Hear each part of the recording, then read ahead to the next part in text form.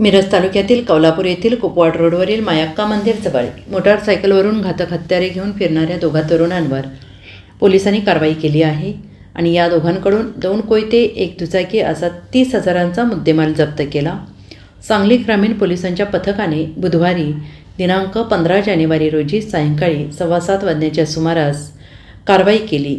अमित उमाजी नाईक वय वर्ष 28 राहणार कौलापूर आणि विजय संजय गावडे वय वर्ष 23 राहणार कुमठे असे कारवाई केलेल्यांची नावे आहेत. याबाबत अधिक माहिती अशी की जिल्ह्यात घातक शस्त्रे घेऊन फिरणाऱ्यांवर कारवाई करण्याचे आदेश वरिष्ठ पोलीस अधिकाऱ्यांनी दिले आहेत. त्यानुसार सांगली ग्रामीण पोलीस ठाण्याचे कर्मचारी रणजित खारगे हे कौलापूर परिसरात पेट्रोलिंग करत होते आणि यावेळी सायंकाळी 7:15 वाजण्याच्या सुमारास संशयित दोघेजण मोटरसायकल क्रमांक MH10CG 3772वरून संशयितरित्या फिरताना दिसले. त्यांना थांबवून तपासणी केली असता त्यांच्याजवळ पिशवीत 2 धारदार कोयते मिळाले. त्यावेळी त्यांच्याकडून 2 कोयते, 1 दुचाकी असा 30,400 रुपयांचा मुद्देमाल जप्त करून सांगली ग्रामीण पोलीस ठाण्यात कारवाई करण्यात आली. Bureau report SBN Marathi, Miraj.